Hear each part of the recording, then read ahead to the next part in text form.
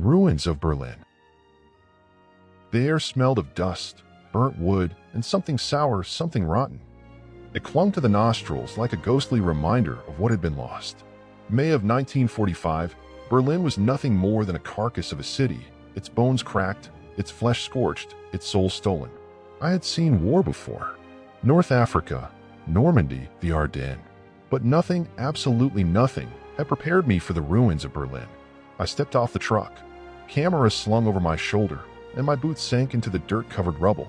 The streets were a maze of collapsed buildings, overturned trams, and abandoned artillery.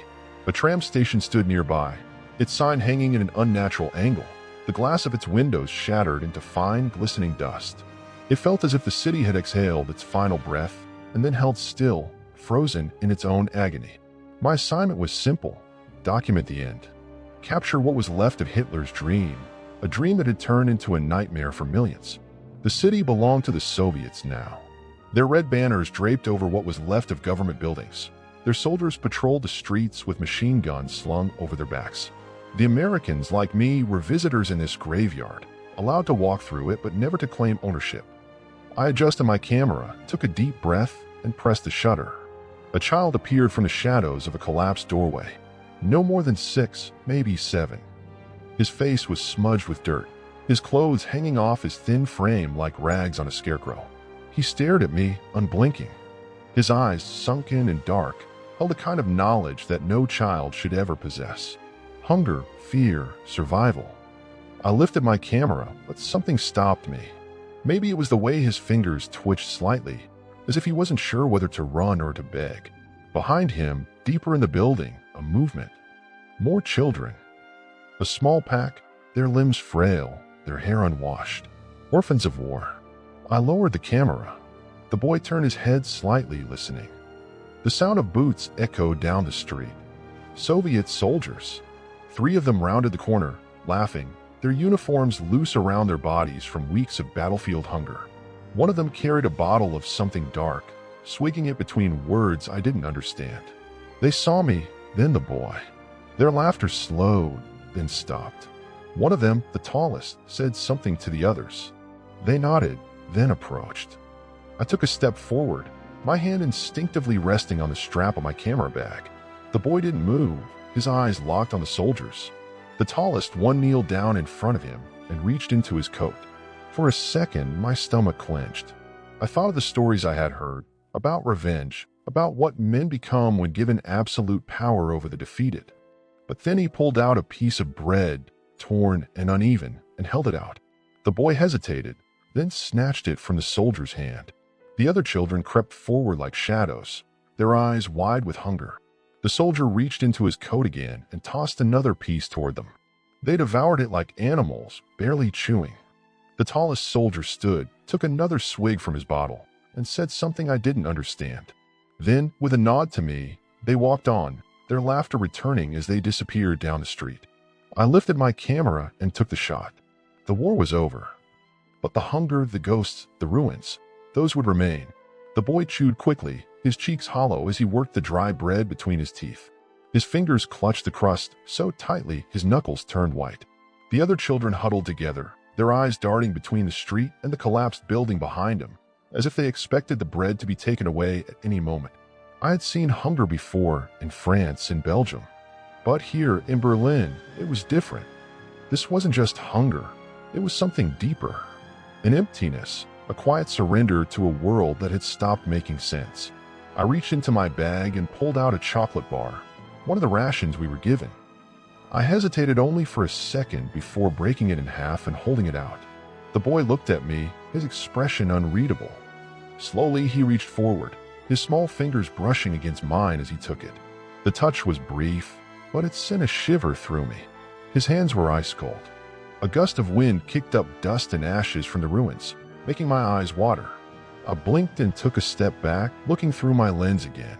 The shutter clicked, capturing the boy mid-bite. His lips parted, his gaze still locked onto me.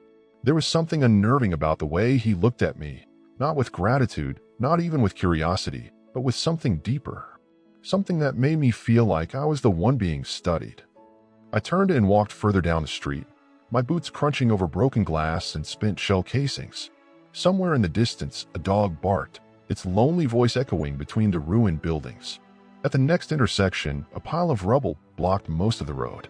A tram, frozen in place, had been derailed and lay on its side like a carcass.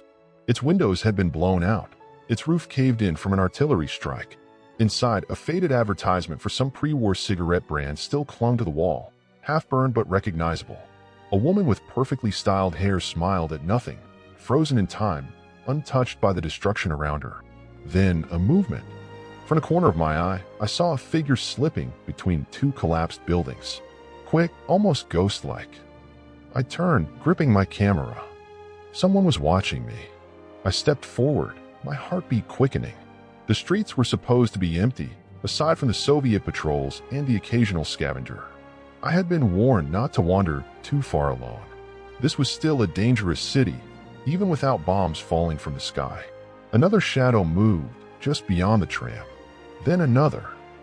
I raised my camera, adjusting the focus. The lens caught a glimpse of fabric, torn, dark, smeared with soot. A man hunched, moving carefully. Not a soldier. Not a child. A survivor. My finger hovered over the shutter release. The figure paused, as if sensing my presence. Then, in an instant, he turned and vanished into the ruins. I hesitated only for a moment before following. I moved carefully, stepping over broken bricks and twisted metal. The silence of Berlin was unlike anything I had ever experienced. Even in war, there had always been something. Distant gunfire, the hum of planes, the murmur of voices in foxholes. But here, in this dead city, sound itself seemed to have abandoned the streets. The figure had disappeared into what was left of an old apartment building.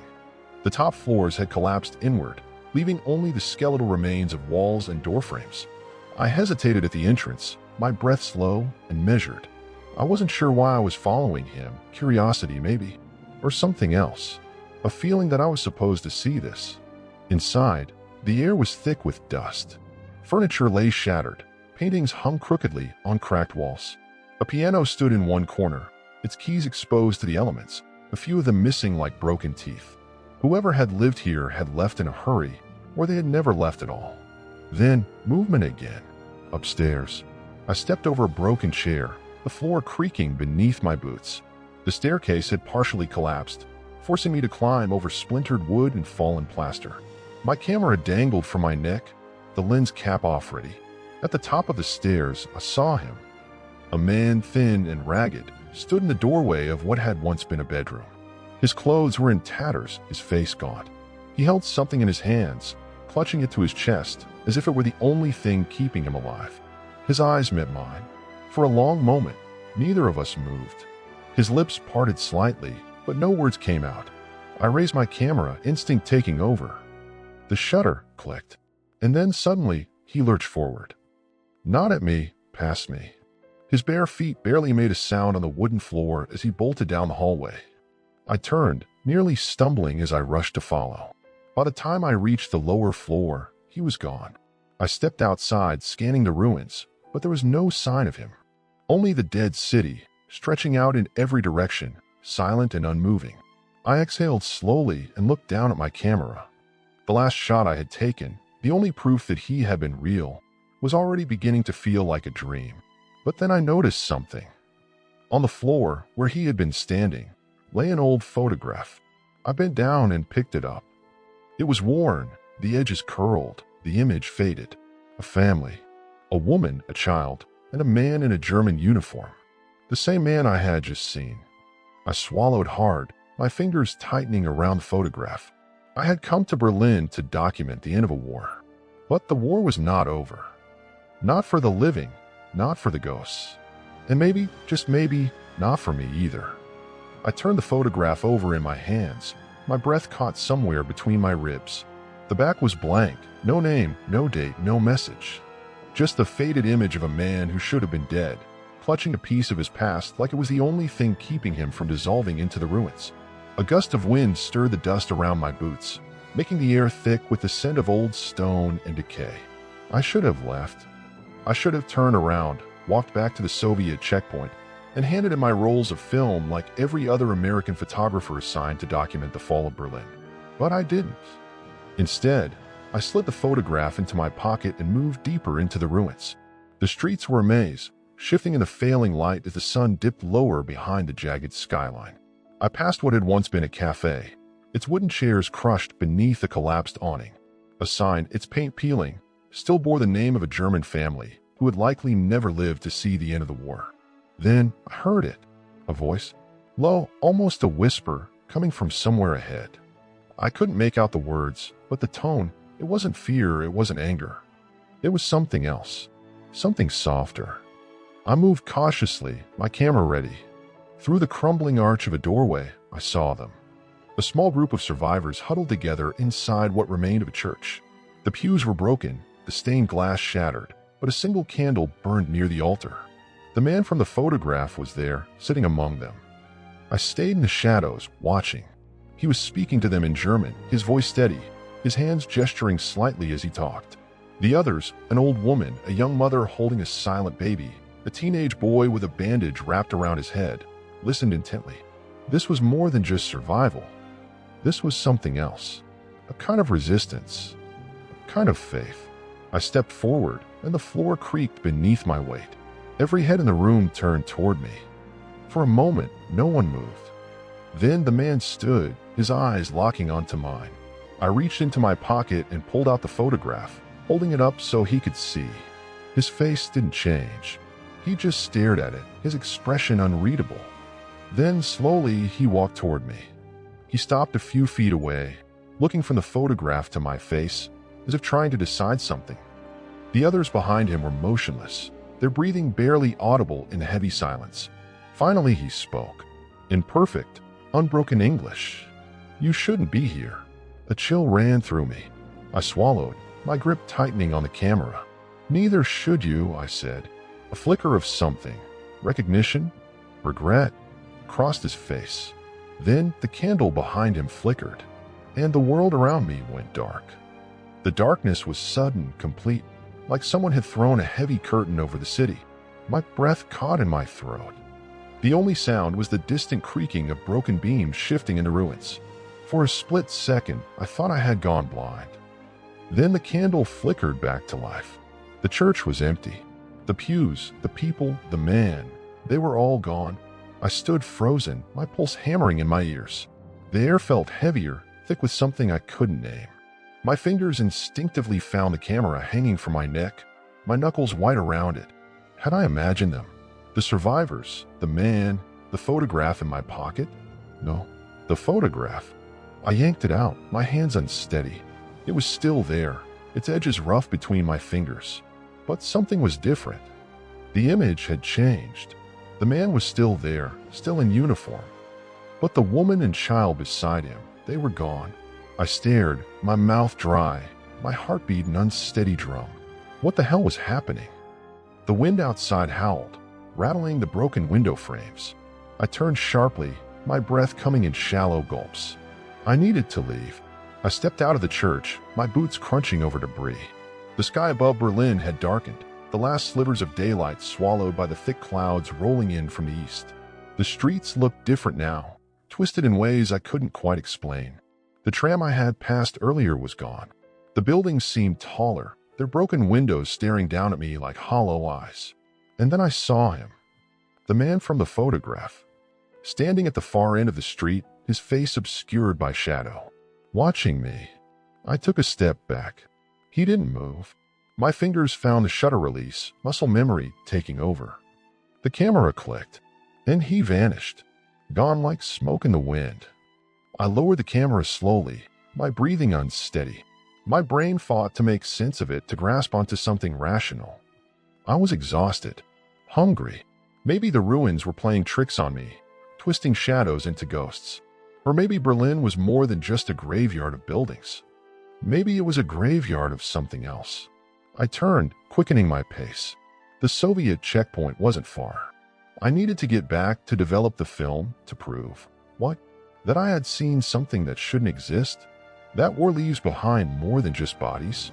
As I walked, I reached into my pocket again, my fingers brushing over the photograph. I stopped. The paper was cold, too cold. I pulled it out and held it up to the dim light. My stomach twisted. The man was gone. Only the empty background remained. I stared, my breath hitching. Then, slowly, I turned the photo over.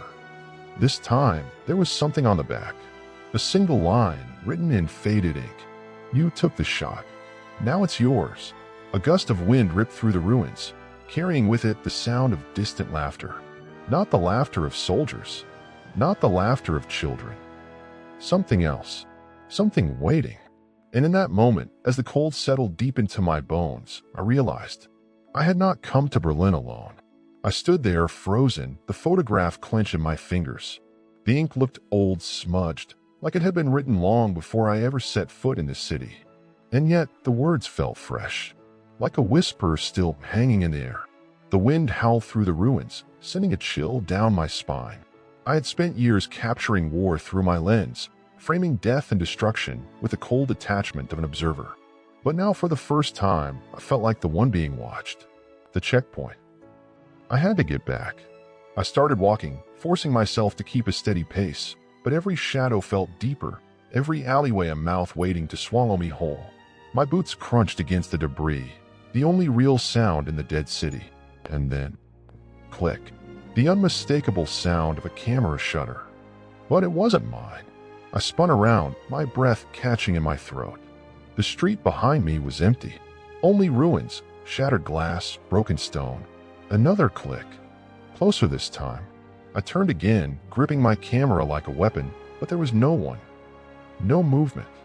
Just the vast silence of Berlin's graveyard. The hairs on my neck stood on end. I forced myself forward, my pulse hammering in my ears. The closer I got to the checkpoint, the heavier the air felt, as if the city itself was pressing against me, whispering in a language I couldn't understand. Then I saw the silhouette, standing just ahead, near the entrance to an old, half-collapsed theater. The man from the photograph. Only this time, he wasn't standing still. He was raising a camera. My breath hitched. The flash exploded in the darkness, blinding for just a second. And then, just like before, he was gone. But my camera, it was suddenly heavier. I looked down, my fingers trembling as I reached for the film inside. It had been replaced. Not my film. Not the one I had loaded myself that morning. This one was older. The canister dented, scratched, as if it had been carried through hell and back. I didn't dare open it. The Soviet checkpoint was just ahead. A red star painted on a rusted tank, guards smoking near a makeshift tent. I stepped forward, ready to leave whatever the hell this was behind. Then I heard it. A faint voice. A whisper, carried by the wind. A name? My name. I turned, heart hammering, but there was nothing. Only Berlin. Watching. Waiting. And somewhere, deep in the ruins, the quiet sound of a shutter clicking.